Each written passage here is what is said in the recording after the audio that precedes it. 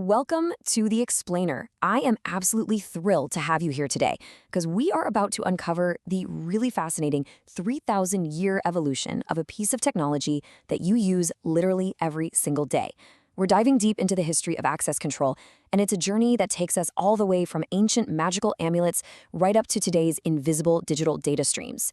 It is this incredible story of human ingenuity, status, and security. And the crazy part is, it's been hiding in plain sight this whole time. Seriously, I want you to stop and think about this for just a second.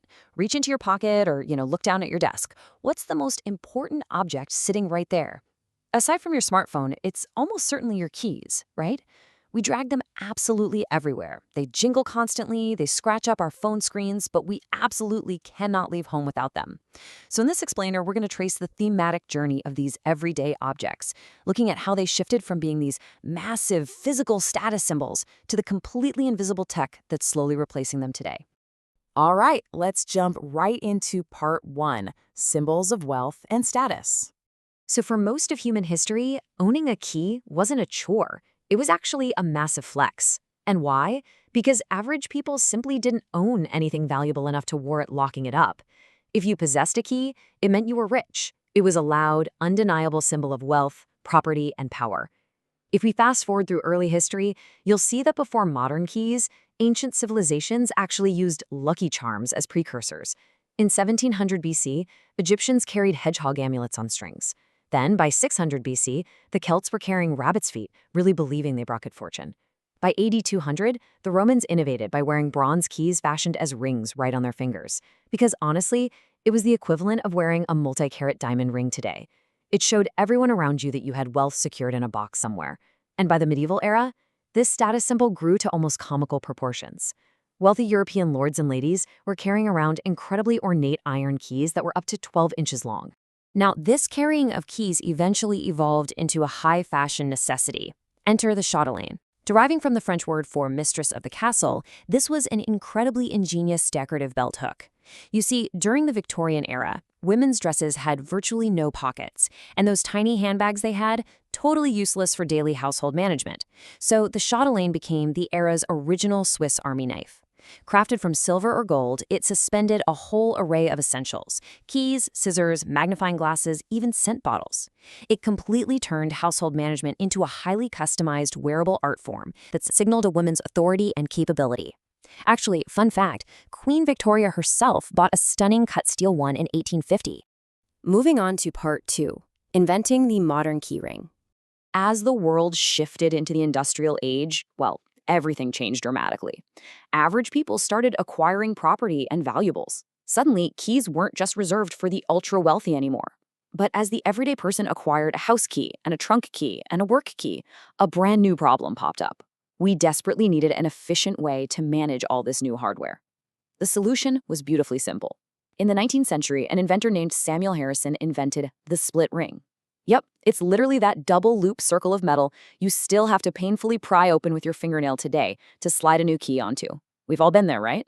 That single simple invention laid the absolute foundation for the modern keychain. But the innovation definitely didn't stop there. I have to tell you about Frederick J. Loudon. He was an African-American born to free parents in Ohio back in the 1830s. He became the internationally famous leader of the Loudon Jubilee Singers, performing for royalty all around the globe. And despite facing severe, constant discrimination and Jim Crow-era racism, he was even barred from his own local church choir, Loudon persevered. Not just as an incredible artist, but as a brilliant entrepreneur and inventor who literally pioneered household security.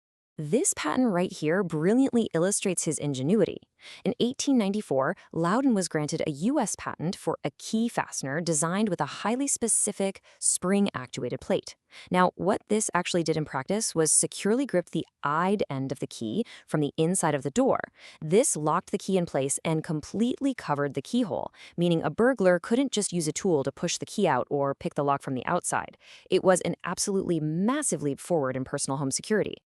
Which brings us to part three, safety reels and souvenir booms.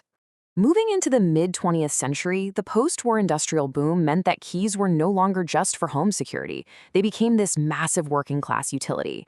And with that came a desperate need for on-the-job safety. Picture this. It's 1948 in Los Angeles. A man named W.R. Lummis is working as a switchman on the bustling Pacific Electric Railway. And every single day, he is watching his fellow workers face a truly terrifying workplace hazard. Here was the specific, glaring danger of the era. Railroad workers carried really large sets of keys. Standard dangling keychains were literally getting snagged and caught on heavy, fast-moving machinery and passing train cars. This massive friction point was causing severe, terrible injuries to brakemen and switchmen. Unsecured keys were quite literally costing workers their livelihoods and sometimes even their lives. So the crucial takeaway here is that Lummis didn't just stand by and watch. He invented a solution. He created the keyback, the original self-retracting key reel.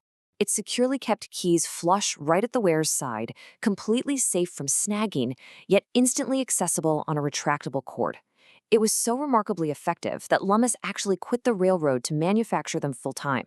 And today, millions of these are still used by professionals worldwide. But taking a step away from the railroads, the everyday keychain was going through an absolute explosion of its own. It became a massive cultural and marketing tool. It all started with souvenir keychains at the 1893 Chicago World's Fair.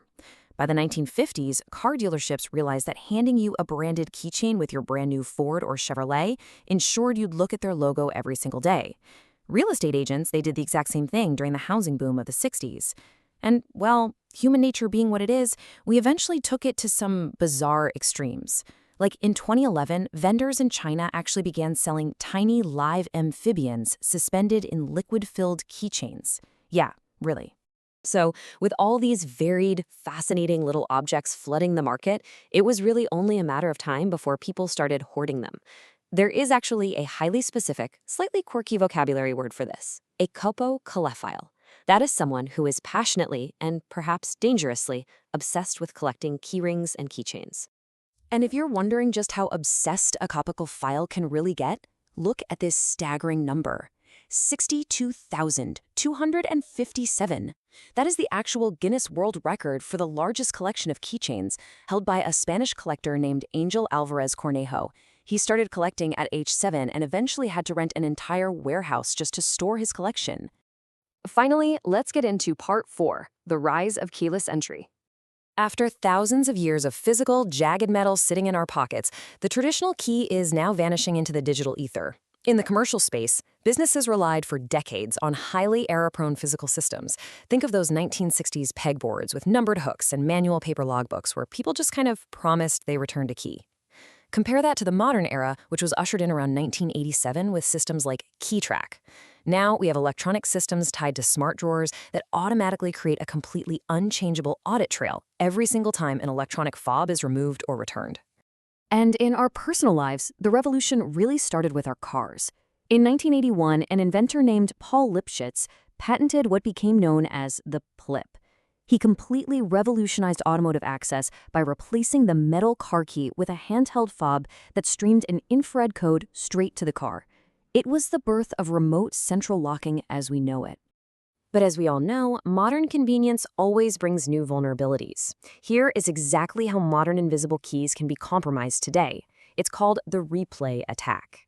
A hacker can use an inexpensive electronic device, about the size of a wallet, costing maybe $30, to record the radio signal your key fob sends.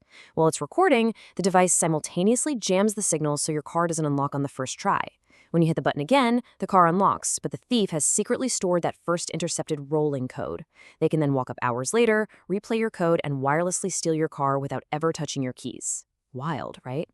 Yet, despite all these high-tech vulnerabilities, one core truth absolutely remains.